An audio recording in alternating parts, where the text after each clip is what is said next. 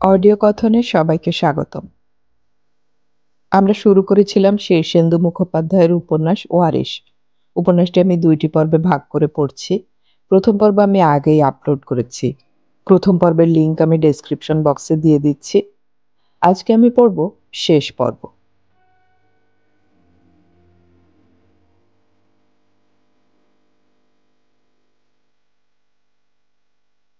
বেশ দুরু দুরু বুকেই বাড়ি ফিরল নিরাপদ। গদাই দাস বাড়ি দখল করে আছে। শোয়া বসারও সুবিধে হবে না, তার উপর অতগুলো ছেলেপুলের উৎপাত। ফটক থেকে এসে মোক্ষদার গলা শুনতে পেল, বেশ উঁচু গলা। বলেছিল, পুবের ঘর নেবে মানে? মগের মুল্লুক নাকি? ছোড়াটা কোথায় থাকবে তাহলে শুনি? গদাই চেঁচালো না, কি যেন আস্তে করে বলল, কিন্তু মোক্ষদার গলা সপ্তমে উঠল। বারান্দায় থাকবে? হে বর্ষা বাদলায় বারান্দায় থাকবে ছোড়াটা? আর তুমি দিব্যি বউ বাচ্চা নিয়ে ঘরের দরজা বন্ধ করে শোবে? তোমার গায়ে মানুষের চামড়া নাকি? হ্যাঁ, পাষণ্ড বললে তোমাকেই বলতে হয়। ছোড়াটা বোকা শোকা ভীতু বলে তাকে অত্যাচার করবে? মোক্ষদা থাকতে তা হবে না। থাকতে চাও তো ওই একখানা ঘরেই থাকবে। বউ বাচ্চা আনতে তোমাকে কে বলেছিল? নিরাপদ প্রমাদ গুনল। ঝগড়াঝাটি তার সয় না, ভয়ও খায়। ঘরে না উঠে সে একটা জবা গাছের আড়ালে একটু দাঁড়িয়ে রইল। ওদের ঝগড়া থামলে তারপর যাবে। ঝগড়াটা অবশ্য বেশিক্ষণ চলল না। গদাই দাসের বউ বোধহয় তেমন ঝগড়াটি নয়। তার গলা শোনা গেল না। একটু বাদে দেখতে পেল গদাই দাস বারান্দায় বেরিয়ে এসে একটা বিড়ি ধরালো। মুখখানা থমথমে। ছোট বাচ্চাটা বোধহয় বাপের কাছে বায়না করতে এসেছিল। তাকে দুঘা বসিয়ে দিতেই সেটা চেঁচাতে চেঁচাতে ভিতর বাগে চলে গেল। গতিক সুবিধের ঠেকল না তার কাছে। একটা দাঁড়ার সাপকে ঢ্যাঁড়স খেতে ঢুকতে দেখে আর দাঁড়াতে ইচ্ছে হলো না নিরাপদর। আড়াল ছেড়ে প্রকাশ হলো, আর হতেই বিপত্তি। গদাই দাস তাকে দেখেই বিড়িটা ফেলে দিয়ে বলল, এই যে বাপু, খুব তো ভালো মানুষই দেখিয়ে সরে পড়লে। এদিকে তলায় তলায় অন্য ব্যবস্থা? হ্যাঁ, তখন থেকে বলছি বাপু, এসব আমার বাড়ি ঘর, এতে তোমার কোনো অংশ নেই। ঘরের ছেলে ঘরে ফিরে যাও। তবু কোন মতলবে গেড়ে বসতে চাইছো বলো তো? মোক্ষদার সঙ্গে শার্ট আছে নাকি? নিরাপদা হাঁপসানো গলায় বলল, আজ্ঞে না। শোনো বাপু, আটপুর ছেড়ে এতদূর এসেছি তোমাদের বেয়াদবি সহ্য করতে নয়। এখানে তোমার সুবিধা হবে না, দয়া করে কেটে পড়ো। নিরাপদ বলল, তাই তো চাইছিলাম, কিন্তু কিন্তু কিন্তু আবার কিসের? বলছি তো, তোমার এখানে আসাটাই ভুল হয়েছে। বুঝতে চাইছো না কেন? কথা আর গড়ানোর আগেই দূরে শাড়ি পরা বউ মানুষটি পেরিয়ে এলো। মাথায় ঘোমটা। গদাইয়ের কাছাকাছি গিয়ে কি যেন চাপা গলায় বলল। গদাই তাতে খুশি হলো না। বলল, হবে বললেই হয় কখনো? ও ঘরে 7টি মানুষ, গাদাগাদি হবে না? বউটি বলল, কিচ্ছু অসুবিধে নেই, ঘর বড় আছে। আরে না, বড় বললেই বড়। তাছাড়া আর একখানা ঘর যখন আছেই তখন মিছিমিছি কষ্ট করতে যাব কেন? আমারই তো সব। বউটি বলল, আহা থাক না, বারান্দায় বর্ষাকালে থাকলে ঠান্ডা লাগবে, সাপ খোপ উঠে আসে, ওরকম করো না তো। গদাই গম্ভীর হলো, খুশি হলো না। বললো, এভাবে দখল হয় না বুঝলে, শক্ত থাকতে হয়। নিরাপদ প্রায় চোরের মতো বারান্দায় উঠে তার ঘরে গিয়ে ঢুকে পড়ল। ঢুকেই একগাল মাছি, দুটো 10-12 বছরের ছেলে আর মেয়ে মেঝেতে বসে খেলনা বাটি নিয়ে খেলছে। তাকে দেখে একটু অবাক হয়ে তাকালো। ইতিমধ্যে মেঝের ওপর মাটি রেখে নোংরা করেছে, বিছানাতে ময়লা হাতের ছাপ। নিরাপদা একটা দীর্ঘশ্বাস ফেলল। পারা যাবে না। নেলো মোক্ষদা দিদি, সুধীরবাবু যতই ভরসা দিক, নিরাপদ কিছুতেই গদাই দাসের সঙ্গে পেরে উঠবে না। কারণ এটা গণতন্ত্রের যুগ। সেদিক দিয়ে গদাইয়েরই জয় জয়কার। বিছানার একটা কোণে চুপ করে বসে বাচ্চা দুটোর খেলার দিকে একটু চেয়ে রইল নিরাপদ। ধুলোবালি, গাছের পাতা, পাথরকুচি আর জল দিয়ে কি খেলছে কে জানে। তার দিকে চেয়ে বউটি বলল, তুমি ভাই এ ঘরেই থাকো, আমাদের ও ঘরে হয়ে যাবে। আজ্ঞে। তোমার বাড়ি কোথায়? সেই স্যান্ডেলের বিল, চিনবেন না, লাট অঞ্চল। না ভাই, আমরা এ জায়গা চিনি না। বাড়িতে কে কে আছে? মা আছে, দুটো ভাইও আছে। কি করো? করবো আর কি, কাজ কোথায়, বাচ্চা কাচ্চা পড়াই। তাইতেই হয়। মাথা নাড়ল নিরাপদ। না, হয় না। বউটা একটা দীর্ঘশ্বাস ফেলে বলল, উনি তো আটপুরের বাস উঠিয়ে চলেই এলেন, এখন কি হয় কে জানে। কেন, ভালোই হবে, পিসির সম্পত্তি কিছু কম নয়, দেখে শুনে রাখতে পারলে অভাব হবে না কিছু। কি জানি ভাই, কি সব গন্ডগোল শুনি। তা আছে, আইন নাকি খুব প্যাঁচালো, তবে রয়ে সয়ে হয়ে যাবে। কি জানি ভাই, চলে তো এলুম, এসব জায়গা কেমন তা তো জানি না। সাপখোপ পাবেন, জোক আছে। তা সে আটপুরেও আছে, গায়ে থাকি সে ভয় নেই, এখানকার লোকজন কেমন তা কে জানে। সেও ওই আটপুরের মতোই হবে, হো নিয়ে ভাববেন না। হ্যাঁ ভাই, বিন্দু কাকিমা কি তোমার আপন পিসি? হ্যাঁ। মোক্ষদা দিদি তার কাজের লোক? তাও বলা যায়, সম্পর্কটা ওরকম ছিল না, পিসির মেয়ের মতো। তাই অত তেজ। আসি ভাই, রান্না বান্না চাপাতে হবে, যা হয়রানি রাস্তায়। বউটা চলে গেল। দুপুরে রান্নাটা হলো দুতরফে। পাকা রান্নাঘর মোক্ষদার দখলে, সেখানে রান্না চাপালো মোক্ষদা, নেলো আর নিরাপদের জন্য। গদাইয়ের বউ ভিতরের বারান্দায় তোলা উনুনে ও তরফের রান্না করতে বসলো। খাওয়া দাওয়াও হলো আলাদা, রান্নাঘরে আর বারান্দায়। খেতে দিয়ে মোক্ষদা চাপা গলায় বলল, রাবণের গুষ্টি খাচ্ছে দেখো, এই যা খোরাক দেখছি, দুদিনে সংসার ছাড়ে খারে যাবে। কথাটা গদাইয়ের পরিবারকে উদ্দেশ্য করে বলা। নিরাপদ নীরব রইল। নেলো বলল, খাচ্ছে খাক, কদিন আর। মোক্ষদা শ্বাস ফেলে বলল, পাত্তরটি সোজা নয়। অত ভেবো না দিদি, ব্যবস্থা হচ্ছে। নিরাপদে এসব কথার মধ্যে নেই, বাইরের লোক সে, তার কি দরকার এসব গুহ্য কথার মধ্যে যাওয়ার। খেয়ে ঘরে এসে সবে বসেছে, কোত্থেকে একটা ডবকা ছুঁড়িয়ে এসে মিহিন সুরে জিজ্ঞেস করলো, আপনি পান খাবেন? মা জিজ্ঞেস করে পাঠালো। না তো, আমি পান খাই না। আচ্ছা, বলে মেয়েটা চলে গেল। একটু ঘুমিয়ে পড়েছিল নিরাপদ। সেই সময় মেঘ করে তুমুল বৃষ্টি, ঘন ঘন বাজ পড়ছিল কাছে পিঠে। নিরাপদর ঘুম সহজে ভাঙার নয়, কিন্তু একটা বাজ একেবারে যেন পাশ ঘেঁষেই পড়ল। আর গদাই দাসের ছেলেপুলেরা এমন চেঁচামেচি শুরু করে দিল যে নিরাপদ উঠে বসল। দেখলো তার চৌকির ধারের দুটো জানালা বন্ধ, পায়ের দিককার জানালাটাও বন্ধ করেছে গদাই দাসের বউ। সে উঠে বসায় লজ্জা পেয়ে বলল, ছাট আসছিল বলে বন্ধ করেছি। ও, খুব ঘুমিয়ে পড়েছিলাম। হ্যাঁ, নাকও ডাকছিল একটু একটু। লজ্জা পেয়ে নিরাপদ বলল, আমার নাক ডাকে বুঝি? জানালা বন্ধ করায় ঘরটা বড্ড আবছা হয়ে গেল। বউটি বলল, আচ্ছা, এখানে গরুর দুধ পাওয়া যায়? কেন যাবে না, পিসিরই তো দুটো দুধেল গাই। হো বাবা, মোক্ষদাকে দুধের কথা বলা এমন মুখ করলো, সব দুধের নাকি গাহে কাছে, এক ফোঁটাও বাড়তি নেই।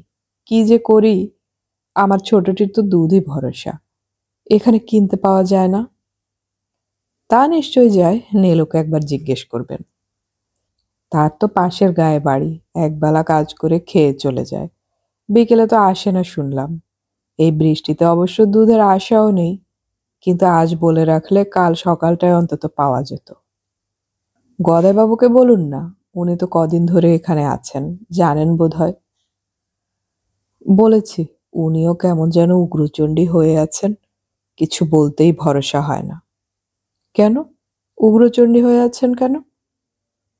অনেক আশা নিয়ে এসেছেন তো, এখন শুনছেন অনেক গোলমাল, গায়ের মোড়ল মাতব্বরদের নাকি টাকা পয়সা খাওয়াতে হবে। আমাদের অবস্থা তো ভালো নয়। তাই নাকি? কিন্তু গদাইবাবু যে বলছিলেন আটপুরে ওদের অনেক জায়গা জমি আর সম্পত্তি। উনি ওরকমই বলেন, ঘোরের রাজ্যে বাস করেন তো। না ভাই, আমরা খুব, কি বলবো, গরিবই বলতে পারো। বিষ্ণুবাবুর ভরসাতেই আশা, এখন কি হয় কে জানে। বিষ্ণুবাবুটাকে? এই গায়ের মস্ত মানুষ, গায়ের মাথা, সবাই মানে। তাহলে চিন্তা কিসের, বিষ্ণুবাবু ভরসা দিয়ে থাকলে তো হয়েই গেল। না ভাই, অনেক নাকি ফ্যাকড়া আছে, আমি মুখ্য মেয়ে মানুষ, অত তো বলতে পারবো না, তবে আছে। দখল নিয়ে বসে থাকুন, সব ঠিক হয়ে যাবে। দখল? তাও কি সোজা? মোক্ষদা তো ঝেঁটিয়ে তাড়াতে পারলে বাঁচে। ওকে বড্ড ভয় খাচ্ছি। না না, মোক্ষদাদি ভালো মানুষ। তা হয়তো হবে, আমাদের উপর ভীষণ চটা। আমাদের উনিও তো ঠান্ডা মাথার মানুষ নন, তাই বনিবনা হচ্ছে না। এ তো আমাদের কাছে বিদেশ বিভূই, তার উপর যদি শত্রু তৈরি হয় তাহলে কি যে অশান্তি। নিরাপদ কথা খুঁজে পাচ্ছিল না বটে, কিন্তু গদাই দাসের বউটিকে তার খারাপ লাগছিল না। বয়স 35-36 হবে, রোগা ভোগা মানুষ। চেহারায় তেমন শ্রী না থাক, মনটি বোধ হয় ভালো। বউটা বলল, তুমি কি চা খাও ভাই? তা খাই। আমার খুব চায়ের নেশা, একটু চা করে আনি। আপনি আমার জন্য চা করবেন? গদাইবাবু রেগে যাবেন হয়তো। বউটি হাসল। ওর রাগকে ভয় পেলে কি আমার চলে? আসলে কি জানো, উনি ভীষণ ভীতু মানুষ। অল্পেই ভয় খান তো, তাই রেগেও ওঠেন। তবে উনি এখন বাড়ি নেই, বৃষ্টির আগেই কোথায় যেন বেরোলেন। মোক্ষদা দিদিও চা করবে। তবু আপনিও করুন, যা বৃষ্টি, চা খারাপ লাগবে না। বউটা যেন খুশি হয়েই চলে গেল। একটু বাদে চা নিয়ে এলো সেই মেয়েটি। মেয়েদের একটু লজ্জা পায় নিরাপদ। হাত বাড়িয়ে কাপটা নিল, কিছু বলল না। মেয়েটা বলল, বিস্কুট দেব? না, তার দরকার নেই। আমাদের কাছে আছে কিন্তু। লাগবে না। চাল ভাজা? না থাক, আমার খিদেও নেই। মেয়েটা চলে গেল। 15-16 বছর বয়স হবে। সকালে ফ্রক পরেছিল, তত বড় দেখায়নি। এবেলায় শাড়ি পরায় বড় বড় দেখাচ্ছে। ডাগর বাড়ন্ত চেহারা, ভালো করে না তাকালেও বোঝা যায়। চাটি বেশ যত্ন করে করা, জিভে ভালো লাগছিল নিরাপদর। চা শেষ করার পর মেয়েটা এসে এঁটো কাপ নিয়ে যাচ্ছিল। নিরাপদ বলল, আমি ধুয়ে দিচ্ছি। না না, আমরা ধুয়ে নিতে পারবো। এই যত্ন আত্মীয়ার খাতিরটুকু ভালোই, যদি না পিছনে অন্য মতলব থাকে। কর্তা খার হয়ে আছেন, গিন্নি গদগদ। এর মধ্যে একটা প্যাচ থাকতে পারে। খুব প্যাচেই পড়েছে বটে নিরাপদ। বৃষ্টিটা ভালোই নেমেছে। ঘর বাড়ি যেন ভেঙে ফেলছে বৃষ্টির তোড়। পাকা বাড়ি বলে তেমন বোঝা যাচ্ছে না, টিনের চাল হলে শব্দে মালুম দিত। তবে পাশের বাড়ির চালেই টিন, সেখানে একেবারে খোল করতালের শব্দ উঠছে। চারদিক ঝাপসা। ঢেঁড়সের ক্ষেতে দেখতে না দেখতে জল দাঁড়িয়ে গেল। বউটা একটা বাটির মতো কিছু আঁচলে আড়াল করে এদিকে আসবে বলে ঘর থেকে বেরিয়েছিল। হঠাৎ ওদিককার দরজা খুলে মোক্ষদা উদয় হলো, হাতে চা। বউটা পিছিয়ে ঘরে ঢুকে গেল। মোক্ষদা এসে বলল, এই বৃষ্টি এখন এক নাগাড়ে চলবে, রাতে খিচুড়ি খেও। চাটা নিয়ে নিরাপদ বলল, আমার একটা হলেই হয়। টাকা পয়সার সঙ্গে কিছু আছে? আছে সামান্য। এখন তো আর তোমাকে খরচ করে খেতে হবে না, সে ভয় নেই। তবে কয়েকদিন থাকতে হবে তো, হাত খরচের ব্যাপার আছে। ও নিয়ে ভেবো না মোক্ষদা দিদি, আমার বিড়ির নেশা নেই। অন্য যা আছে শখের ব্যাপার, না হলেও ক্ষতি নেই। মোক্ষদা তলিয়ে বুঝল না, বলল, গদাইবাবু তো হাতখানা পেতেই আছেন। কাল রাতেও বায়না ধরেছিল 50টা নারকোল বেচে দিয়ে আসবেন কোন ব্যাপারীকে। আমি সাফ বলে দিয়েছি, ওয়ারিশ ঠিক না হয়ে কুটো গাছটিতে হাত দেওয়া চলবে না। কিছুক্ষণ তড়পালো, তারপর চুপ মারল। হয়তো অভাবী লোক। অভাবী এক, হা ঘরে আরেক। এ হলো হা ঘরে। বউটা বোধহয় খারাপ না। তা কে দেখতে গেছে? এক ঝাড়েরই বাঁশ। মুখরা নয় তো। কি করে বলি, মুখ নাড়া তো খায়নি এখনো। ছেলেপুলোগুলো তো রাক্ষস। দুপুরে সব কটা পেট টাই টাই করে খেয়ে উঠেছে। তারপর দেখি 2-3টে গিয়ে ক্ষেত থেকে কাঁচা ঢেঁড়স তুলে তাই খাচ্ছে। পেট তো নয় যেন দমদর।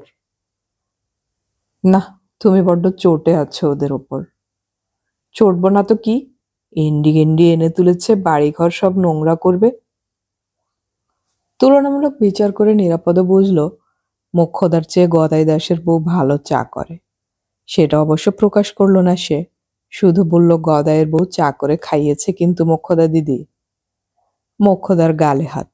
বলো কি, সব্বনেশে কথা। আর দিলে খেও না। নিরাপদা অবাক হয়ে বলে, কেন গো মোক্ষদা দিদি? তুমি হলে শত্রুপক্ষ, ওদেরটা খেতে আছে? বিষ মিশিয়ে দেবে। যা যা নয় বাপু, গদাইয়ের মাথায় খুন চেপেছে তোমাকে দেখে। কেমন লাফালাফি করছে দেখছো না? ওর আঁতে এখন বিছুটির জ্বালা। মুখের গ্রাসের ভাগিদার জুটেছে তো। আমি আবার কিসের ভাগিদার? বলেই তো দিয়েছি আমার দাবি নেই। সে তুমি বললেই তো হলো না, আইনে কি বলেছে তা দেখতে হবে।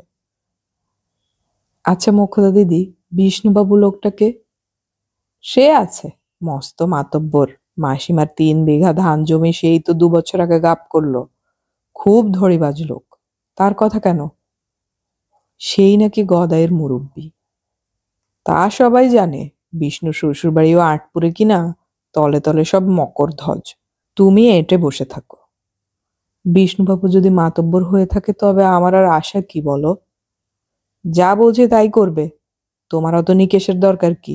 বাবারও বাবা আছে, দেখো না মজা। মজা মোটেই দেখছে না নিরাপদ।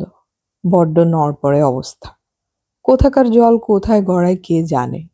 মোটের উপর তার বড় অস্বস্তি হচ্ছে। মোক্ষদা চলে গেল। বৃষ্টির বিরাম নেই, এক নাগাড়ে হয়েই চলেছে। বিকেলেই যেন অন্ধকার চাপ বেঁধে উঠল। মোক্ষদা একখানা হারিকেন জেলে একটা বাচ্চা মেয়ের হাত দিয়ে পাঠালো। তা 5 ফরমাস খাটার লোকই হবে মেয়েটা। নিরাপদ ফ্রক পরা বছর 7-8 বয়সী মেয়েটাকে থুতনিতে নাড়া দিয়ে জিজ্ঞেস করলো, তুমি কে গা? পটলি। কোথায় বাড়ি? এই গায়ে, রাখাল মণ্ডলের মেয়ে। বেশ বেশ। হারিকেন না হলেও চলতো, অন্ধকার ঘরেই বসে থাকতে পারত। হাতে তো কাজ নেই। বউটা আবার এলো। আঁচলের তলা থেকে একটা পেতলের বাটি বের করে বলল, আমার নিজের হাতের চাল ভাজা, ফুট কড়াই মেশানো, তেল মেখে দিয়েছি, লঙ্কা আছে, খাও। এসবের আবার দরকার কি ছিল? এমনি আটপুরেতে এইসব করে বিক্রি করতাম। মোয়া, নাড়ু, ডালের বড়ি গঞ্জের ব্যাপারীরা নিয়ে যেত। কিছু এনেছি যাতে এখানে এসেই অভাবে না পড়ি। চাল ডালও কি এনেছেন? না গো, আজ অব্দি মোক্ষদাই দিয়েছে, তবে মুখ বেজার।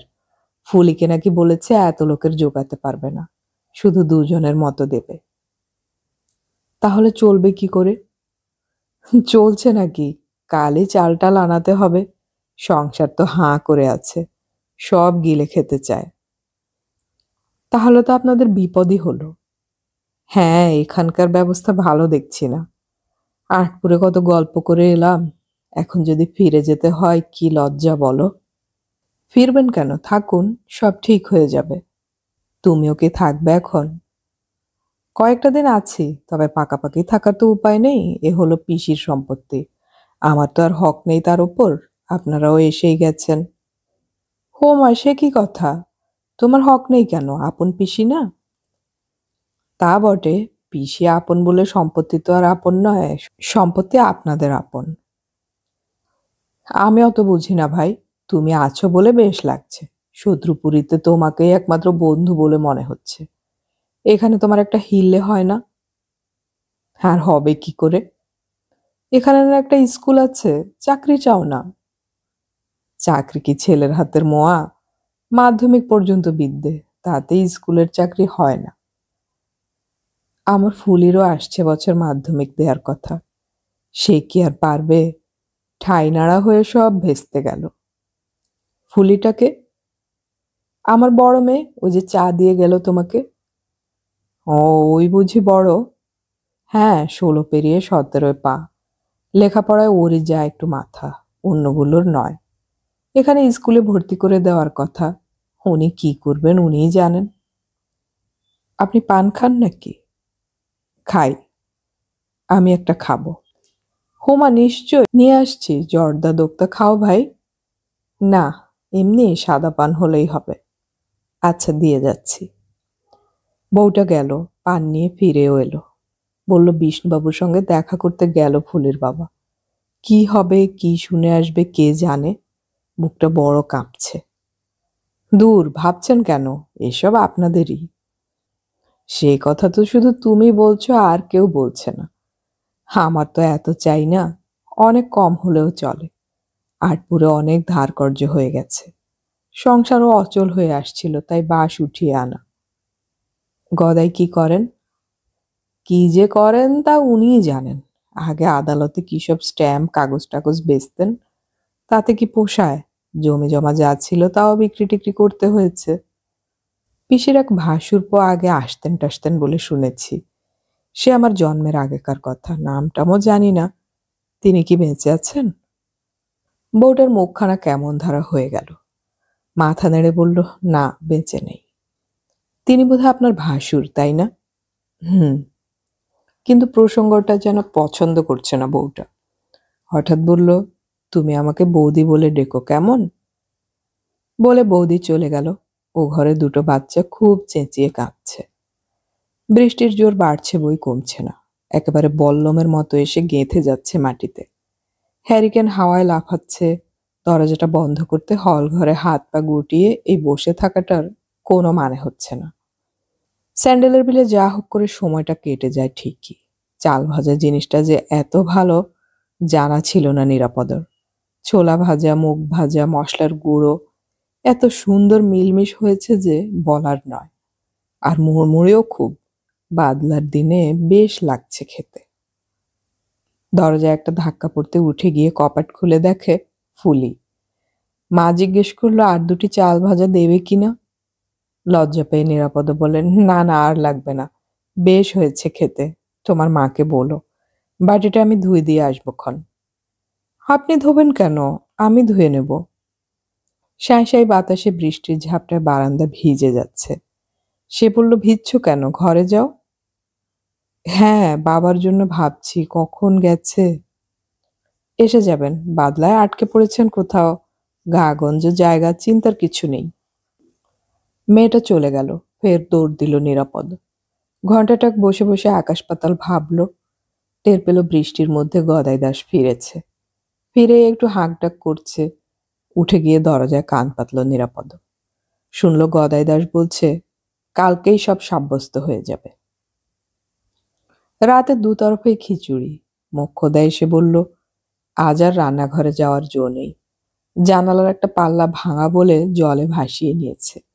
তাই আজ মাসিমার ঘরেই রান্না করেছি স্টোভ জেলে। খাবে এসো। পিসির ঘরে এই প্রথম ঢুকলো নিরাপদ এই যাত্রায়। পরপর দুখানা মস্ত ঘর। গায়ের ঘর যেমন হয় তেমনই, তবে খুব যত্ন আত্মীর ছাপ রয়েছে। পরিষ্কারও খুব। দু ঘরেই গোটা কত কাঠের আলমারি, একখানা সিন্দুক, মস্ত খাট, ঠাকুরের আসনও আছে। মোক্ষদা দিদি, পিসি আর তুমি দুজনে থাকতে ডাকাতির ভয় ছিল না? ছিল না আবার, খুব ছিল। তবে এ গায়ে কিছু লেঠেল থাকে। উত্তরের পাড়ায় চাপ বেঁধে তাদের ঘর, তাঁতের কাজ করে। তাই আশেপাশে ডাকাতি হলেও ভাঙনে বড় একটা হয় না। বাইরের ডাকাতের আর দরকারি বা কি? দেখছো না ভিতরেই ডাকাত হয়ে পড়ছে। সে কিরকম? এই যে গদাই দাস গোষ্ঠী শুদ্ধ এসে ঘাড়ে চাপলো, এও তো ডাকাতি বই নয়। উনি তো ওয়ারিশ। পেটে যা খিদে দেখছি, মাসির গোলা দুদিনেই ফাঁকা হয়ে যাবে। রাতে নিরাপদের ভালো ঘুম হলো না। দুপুরে খুব ঘুমিয়েছে। হাঁটা চলাও নেই তেমন। মাঝরাতে বৃষ্টি বন্ধ হওয়ার পর সে একটু বারান্দায় এসে দাঁড়ালো। চারদিকটা ভেজা শ্যাতানো। বাতাসটা খুব ঠান্ডা। ব্যাঙ ডাকছে খুব। দাঁড়াতেই কথা কানে এলো। গদাই দাস আর তার বউই হবে। দরজায় গিয়ে কানটা একটু পাতল নিরাপদ। গদাই বলল, হয়েই যাচ্ছে, ধরে নাও।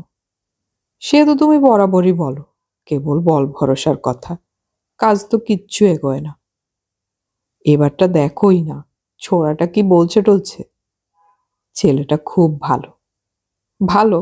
খুব লোক চিনেছ তাহলে? উড়ে এসে জুড়ে বসার লক্ষণ দেখছো না? কথা ছিল আজই চলে যাবে, গেল।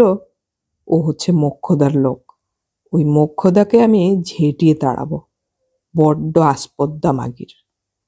ছেলেপুলেগুলোকে স্কুলে ভর্তি করতে হবে, মনে রেখো। স্কুলে গিয়ে কথা টথা কয়েছ? সে হবে ক্ষণ। মোক্ষদা মাগির দলিল দস্তাবেজগুলোই এখনো দেখাতে চাইছে না। কিরকম সব আছে টাছে তার একটা আন্দাজ পেলে হতো। ভালোই হবে, কি বলো? তারা আমি কি জানি। নগদে গয়নায় কত আছে তারও হিসাব নেই। ও মাগি সব না সরিয়ে ফেলে। চাবি টাবি সব ওর কাছে। এমন কাণ্ড জন্মে দেখিনি বাবা। বাড়ির ঝিয়ের কাছে সব গচ্ছিত। সব্বনেশে ব্যাপার। কত আর সরাবে? কত আর সরাবে? এ না হলে মেয়ে মানুষের বুদ্ধি। সব সরাবে। এই বলে রাখলুম, ওই আলমারি টালমারি খুলে কুটো গাছটিও পাবে না। মাথা গরম না করে এখন ঘুমাও তো। মাথাটা বড্ডই গরম। এই ছোড়াটা এসে পড়ায় অগ্নিতে যেন ঘৃতাহুতি পড়েছে। ছেলেটা তো দাবি দাওয়া তুলছে না। মিটমিটে মানুষ চড়িয়ে খাই বুঝলে, সব মাল চিনি। নিরাপদ ঘরে এসে দরজাটা খুব আস্তে বন্ধ করে শুয়ে পড়ল। মাথাটা তারও গরম। এখানে তার আর ভালো লাগছে না। সকালে 3টি লোক এলো, বিষ্ণুবাবু, নবীনবাবু আর সুধীরবাবু। বেশ জবরদস্ত 3জন। বিষ্ণুবাবুর বয়স 60-এর কোঠায়, মাথায় কাঁচা পাকা চুল, মুখ চোখে বেশ বুদ্ধির ছাপ। নবীনবাবু বয়সেও নবীন, বয়স 30-এর কোঠায়। পঞ্চায়েতে জিতেছেন। সুধীরবাবুকে অবশ্য চেনে নিরাপদ, সঙ্গে নেলো তাড়াতাড়ি 3খানা কাঠের চেয়ার বের করে বারান্দায় পেতে দিল। গদাই দাস খুব হে হে করতে লাগলো সামনে দাঁড়িয়ে। বিষ্ণুবাবু বললে, জিজ্ঞেস করার কিছু নেই, আপনি চিনলেই হবে। হো নবীন, তুমি? হাগে আমারও ওই কথা। বিষ্ণুবাবুর মুখখানা বড্ড ঢলঢল করছিল। চারদিকে একবার চেয়ে নিয়ে বললেন, তাহলে তো আর সমস্যা কিছু হচ্ছে না। গদাধরই তো দেখা যাচ্ছে একমাত্র ওয়ারিশ। তাহলে আপাতত। সুধীরবাবু মন দিয়ে একটা দলিল দস্তাবেজ গোছের কিছু একটা দেখছিলেন। হঠাৎ মুখ তুলে গদাইয়ের দিকে চেয়ে বললেন, আপনি কি পূর্ণচন্দ্র দাসের ছেলে? গদাই হে হে করে বলে উঠল, হ্যাঁ। আমাদের যা জানা আছে, কৃষ্ণচন্দ্র আর পূর্ণচন্দ্র 2 ভাই। তাদের বাবার নাম অঘোরচন্দ্র দাস, ঠিক তো? যে আজ্ঞে। কৃষ্ণচন্দ্র বাস করতেন ভাঙনে, পূর্ণচন্দ্র থাকতেন আটপুরের কাছে জেলপাড়ায়। যে আজ্ঞে। পূর্ণচন্দ্রের কয় ছেলে? দাদা ছিলেন মাধব দাস, নিঃসন্তান মারা গেছেন। তার বিধবা? মুখটা একটু শুকলো গদাইয়ের। বলল, তার কোনো খবর নেই, বোধহয় মারা টারা গেছেন। তাহলে তো কথাই নেই, কিন্তু বেঁচে থাকলে তারও ভাগ আছে। বিষ্ণুবাবু গলায় একটা ঘর ঘর শব্দ করে বললেন, ফ্যাকড়া তুলে লাভ কি? ও ছেড়ে দাও। আমরা ছাড়লে ছাড়তেই পারি, আদালতে মামলা উঠলে কথাটাও উঠবে।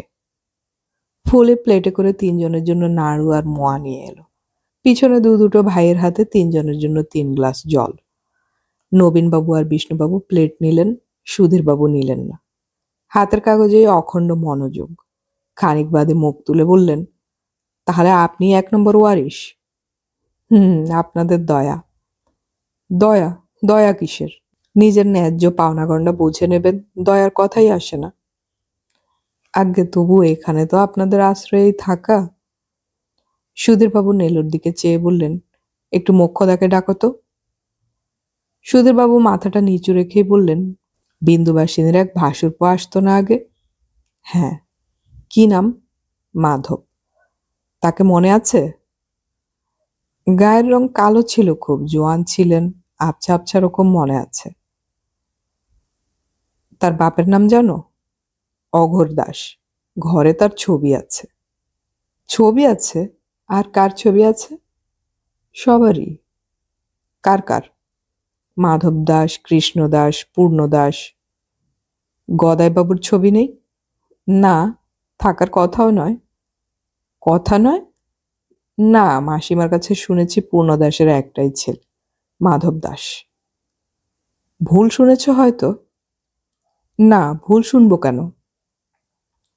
সুধীরবাবু ফের কাগজের দিকে মন দিলেন। বিষ্ণুবাবু একটা নাড়ু মুখে দিয়ে বললেন, শোনা কথা তো, ওরকম হয়। মোক্ষদা বলল, আমি অত জানি না বাপু, যা জানি তাই বললাম। সুধীরবাবু মুখ তুলে যেন খুব আনমনে বললেন, বিষ্ণুবাবু, কথাটা যখন উঠেছে তখন খোঁজ খবর একটু করতেই হচ্ছে। গদাই কেমন যেন কাঁপছিল, কেমন যেন ফ্যাকাশে মেরে সিটিয়ে কেমন ধারা মুখ হয়ে যাচ্ছিল। একটু ক্যাবলা হাসির সঙ্গে ভয় আর কান্না মেশালে যেমনটা হয়। একটু কাঁপা গলায় বলল, আগে আমি সেই লোক, বিশ্বাস করুন। সুধীরবাবু হাতের কাগজের দিকে চেয়ে থেকেই বললেন, বিষ্ণুবাবু যখন বলছেন তখন আর কিসের কথা, কিন্তু পরে কোনো কথা যাতে না ওঠে তার জন্যই সাবধান হওয়া ভালো। নইলে বিষ্ণুবাবুকেই বেইজ্জত হতে হবে। কি বলেন বিষ্ণুবাবু? বিষ্ণুবাবু উদাস মুখে নাড়ু চাবাচ্ছিলেন। মুখ অসুস্থ, কথা এলো না। আর একখানা নাড়ু তুলে নাচাতে নাচাতে বললেন, সেরকমই তো বলছিল যেন, আটপুরের লোক বলেই চিনি। তা দেখো তোমরা, বলো তো আমি আবার আটপুরে গিয়ে ঘুরে আসি। নবীন একটু চুপ করে ছিল এতক্ষণ, এবার বলল, গন্ডগোলটা যে কোথায় ধরতে পারছি না। হোমশাই, আপনি কার কে হন স্পষ্ট করে বলুন তো।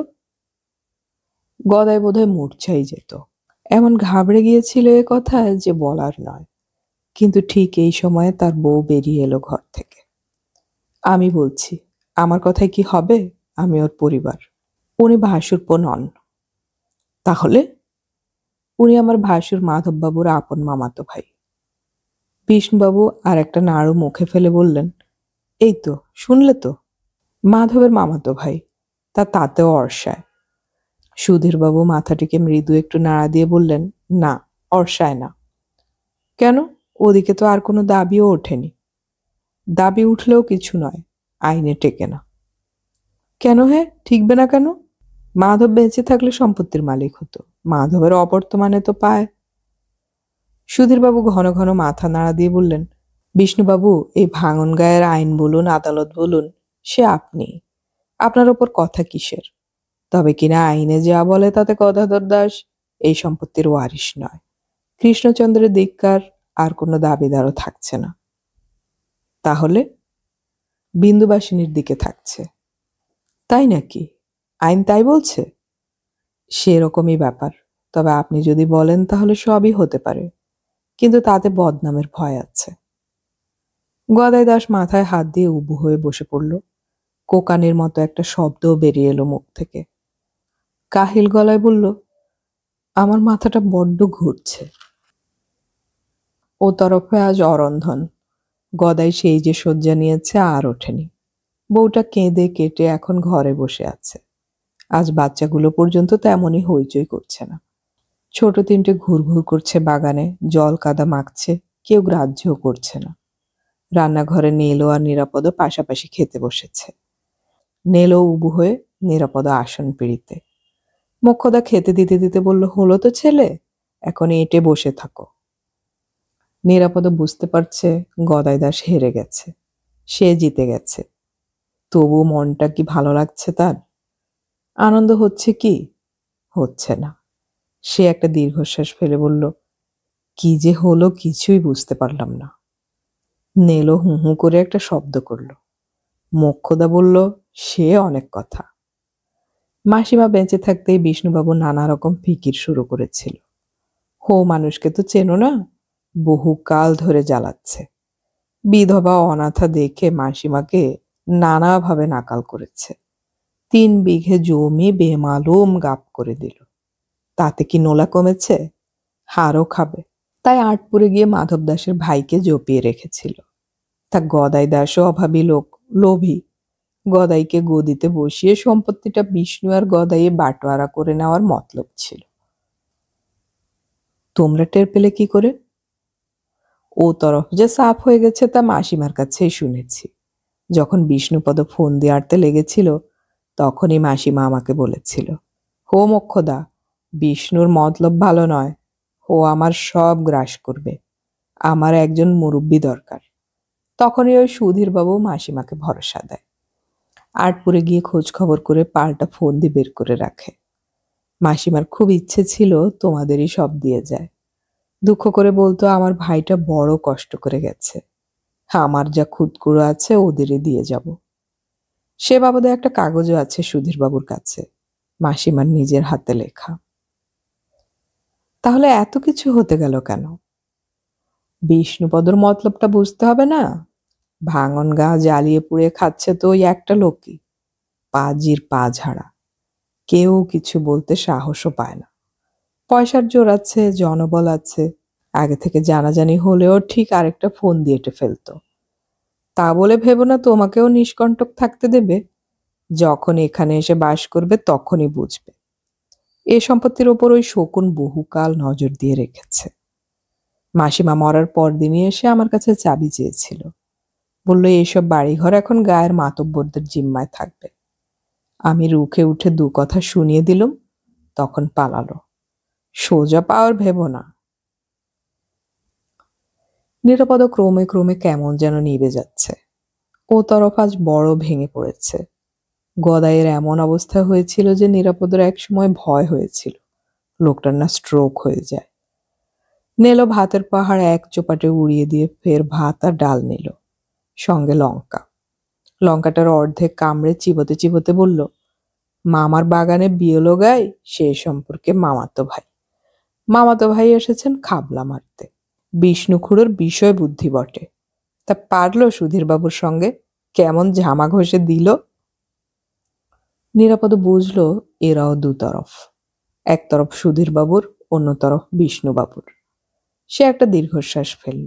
ফাটা বাঁশের মাঝখানে সে খেয়ে উঠে অনেকটা চোরের মতোই নিজের ঘরে এসে বসল নিরাপদ। বাইরে মেঘ চেপে আছে, উথাল পাথাল হাওয়া ছেড়েছে, জম্পেশ করে নামবে এবার। জানালার আলগা দুটো পাল্লা ফটাস ফটাস করে বন্ধ হয়ে খুলে যাচ্ছে। জানালাগুলো এঁটে দিল সে। ঘর অন্ধকার। মনটাও তাই কেমন যেন ডাউন মেরে আছে, তা বুঝতে পারছে না। শুয়ে শুয়ে খানিক ভাবল। ভেবে কোনো লাভ হলো না। বৌদি এলো বৃষ্টি নামার পর। ঘুমোচ্ছ ভাই? না না বলে তাড়াতাড়ি উঠে বসলো নিরাপদ। বৌদি কাঠের চেয়ারখানায় বসে পড়ল। বলল, আজ আর যাওয়া হবে না, যা দুর্যোগ, তবে গোছগাছ করেই রেখেছি। কোথায় যাবেন? বৌদি একটু ম্লান হাসি হেসে বলল, কোথায় আর, সেই আটপুরে। উনি লোভে পড়ে ফাঁদে পা দিয়েছিলেন, কি আর বলবো তোমাকে, লজ্জার কথা। আপনারা আজ রান্না করলেন না? না ভাই, আজ আর ইচ্ছে হলো না, গলা দিয়ে নামবেও না। বাচ্চাগুলোকে চাল ভাজা মোয়া নাড়ু খাইয়ে দিয়েছি, উনি তো সজ্জাই নিয়েছেন। বড্ড লোভী মানুষ, অভাবীও তো। বিষ্ণুবাবু খুব ভরসা দিয়ে এনেছিলেন। তিনি তালেবর লোক, বলেছিলেন ভাঙনে আমার কথাই হলো আইন। সেই ভরসায় উনি নেচে উঠেছিলেন। বন্দোবস্ত কিরকম ছিল? সেটা কি ভাই? মানে বিষ্ণুবাবুকেও তো কিছু দিতে হতো। তা আমি জানি না, সেসব কি আর আমাকে বলবেন ওরা? আমার বড্ড খারাপ লাগছে। সে তো আমাদেরও লাগছে, কিন্তু ভাই কাজটাও তো ধর্ম হতো না। ছেলেপুলে নিয়ে ঘর করি, অধর্ম যদি নাশ হয়। যা হলো ভালোই হলো। আটপুরে আপনাদের কি করে চলবে? যেমন চলছিল, বাড়িখানা তো আছে। আর আমি তো বসে থাকি না, চাল ভাজা, মুড়ি, খই, নাড়ু, মোয়া, চন্দ্রপুলি এসব তৈরি করি। সেসব কেনার খদ্দের আছে, কোনো রকমে চলে যায়। উনিও কিছু আনেন, টানাটানি তো আছেই। তবু খারাপ লাগছে। তুমি বড্ড ভালো ছেলে তো, তাই তোমার খারাপ লাগছে। উনি তোমার উপর খাপ্পা হয়ে আছেন বটে, কিন্তু সে ওর স্বভাব ওরকম। মানুষটা বিচক্ষণ নয় মোটেই, লক্ষ্মী ছাড়া মানুষ, বড্ড ভীতু। ভীতু বলেই ওরকম ধারা করেছিল তোমার সঙ্গে। খুব ভেঙে পড়েছেন বুঝি? হ্যাঁ, তবে আমি বুঝিয়ে সুঝিয়ে শান্ত করেছি। বলেছি যার ন্যায্য পাওনা তাকে বঞ্চিত না করে ভালোই হয়েছে। এখন তো ভাই সবই তোমার, আমাদের আজ রাতটা থাকতে দেবে তো? আমাকে আর লজ্জা দেবেন না, এসেছিলাম লোভে পড়ে, কিন্তু আমার আর কেমন যেন লোভটোভ হচ্ছে না। আমি ফুলিকে কি বলেছি জানো? বলেছি নিরাপদকে দেখলে ভারী ভক্তি হয়, ওর লোভটোভ একদম নেই। আবার লজ্জা দিচ্ছেন? হ্যাঁ ভাই, এই গরিব বৌদির বাড়ি একবার যাবে? খুব যত্ন করব দেখো, তোমাকে আমার ভীষণ ভালো লেগেছে। আপনিও খুব ভালো। বললে মনে থাকে যেন, ভালো যখন বলেছ তখন আমার কাছে যেতেই হবে। যাব বৌদি। যেও ভাই, আঁটপুর বেশ জায়গা, পুরনো বড় গ্রাম, অনেক লোকের বাস। বললে বিশ্বাস যাবে না, 10খানা দুর্গাপুজো হয়। আঁটপুর ছেড়ে আসতে মন চাইছিল না। হ্যাঁ ভাই, তুমি কি এখানে একা থাকবে? নিরাপদ বেজার মুখ করে বলল, থাকার তো ইচ্ছে ছিল না। এ খুব প্যাচের জায়গা, শত্রুতাও আছে। তবে মোক্ষদা দিদি আর নেলো তো ছাড়বে না। থাকতেই হবে বোধহয়। কেন ভাই, বিয়ে টিয়ে সংসার পেতে বসো না। কত বয়স হলো তোমার? 25-26 না? 26? বিয়েরই তো বয়স। ওসব কথা কে ভাবছে, নিজেরই পেট চলে না। বৌদি ফিক করে হেসে বলল, এই কথা? কাকিমার সম্পত্তির হিসেব জানো না বুঝি? 3 বিঘে তো শুধু নারকোল গাছ, ধানি জমি 20 বিঘের উপর, একখানা পুকুর আছে, আরো কত কি বেরোবে। যা গন্ডগোল আগে তো পাই। পাবে গো পাবে। আমি কিন্তু বড্ড খুশি হয়েছি। তোমার মুখখানা দেখে এমন মায়া হয়েছিল। ওই উনি ডাকছেন, যাই। বৌদি চলে গেল। মনটা যেন আরো দড়কচা মেরে গেল নিরাপদর। কি যেন একটা মনের মধ্যে, একটা আকুলি ব্যাকুলি। তার ইচ্ছে করছে এই ভালো মানুষ বৌদিটার জন্য কিছু করতে, কিন্তু কি করবে সে? বৃষ্টিটা এলো একেবারে টকবক করতে করতে, চারদিকে এমন অন্ধকার করে ফেললো যে বাতি না জ্বাললে ঘরের ভিতর কিছুই দেখার জো রইল না। নিরাপদ দৌড় দিয়ে চুপচাপ শুয়ে রইল ঘরে, কিন্তু ঘুম এলো না। মাথাটা একটু গরম। আকাশের তবিলে আর কত বৃষ্টি জমা আছে কে জানে বাবা। এত ঢেলে ঢেলেও শেষ হচ্ছে না। ওই বৃষ্টির মধ্যেই শেষ দুপুরে দরজায় টোকা পড়ল। দরজা খুলতেই বাতাসের ঝাপটায় দড়াম করে পাল্লা ছিটকে খুলে গেল। সামনে দাঁড়িয়ে ফুলি, হাতে ঢাকা দেওয়া চায়ের কাপ আর পেতলের বাটি আঁচলের তলায়। ভিজছে বৃষ্টির প্রবল হ্যাঁচলায়। ঘরের সমস্ত মেয়ে, দরজাটা বন্ধ করা উচিত হচ্ছে না হয়তো, কিন্তু যা হ্যাঁচলা বন্ধ না করেও উপায় নেই বলে বন্ধ করতে হলো তাকে। ঠেলেই লাগাতে হলো পাল্লা। এমন বাতাস, উত্তরে বাতাস নেই। জানালাটা খুলে দিল। ভিজেই গেছো একেবারে। ফুলে চায়ের কাপ আর চাল ভাজার বাটি চেয়ারটার ওপর রেখে ভারী সুন্দর করে হাসল। বলল, ও কিছু নয়, আপনি খেয়ে নিন। কেন কষ্ট করলে? মোক্ষদা দিদি তো চা দেবেই। আমরা তো আর দেব না। কথাটা এমন ভাবে বলল যে বুকটার মধ্যে একটা মোচড় দিল নিরাপদর। দেখুন, বোধহয় ঠান্ডা হয়ে গেছে, যা বাতাস।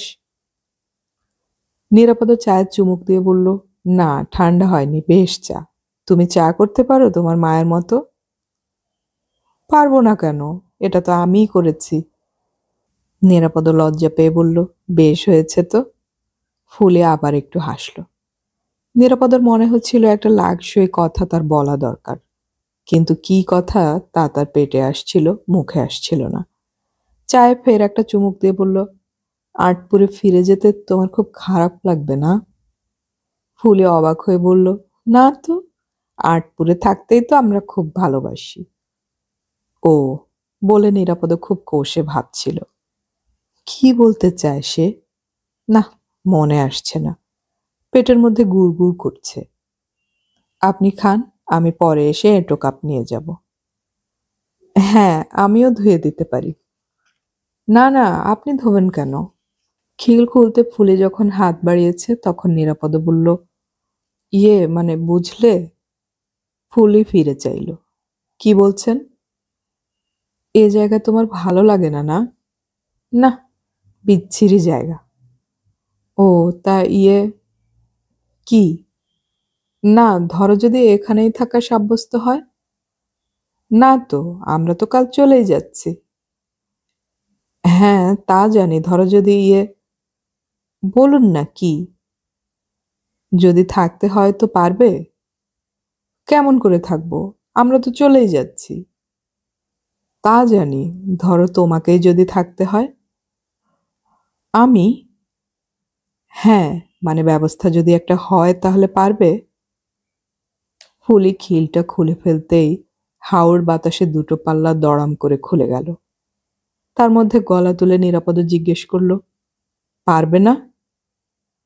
ফুলের মুখের জবাব লুটেরা বাতাস কেড়ে নিয়ে গেল বটে, কিন্তু তার মধ্যেও নিরাপদ শুনতে পেল, পারবো।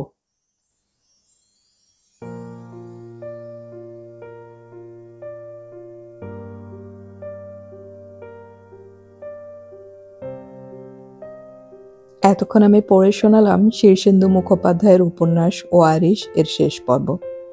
অডিও কথনে আমাদের গল্প পাঠ ভালো লাগলে চ্যানেলটি সাবস্ক্রাইব করে রাখুন এবং বন্ধুদেরকে শেয়ার করুন। আমাদের গল্প পাঠ আপনাদের কেমন লাগছে তা কমেন্টে অবশ্যই জানাবেন। খুব শীঘ্রই আমরা আরও একটি নতুন উপন্যাস শুরু করতে যাচ্ছি। শোনার আমন্ত্রণ রইল। গল্প পড়ি, গল্প শুনি, বাংলা গল্প ছড়িয়ে পড়ুক সবখানে।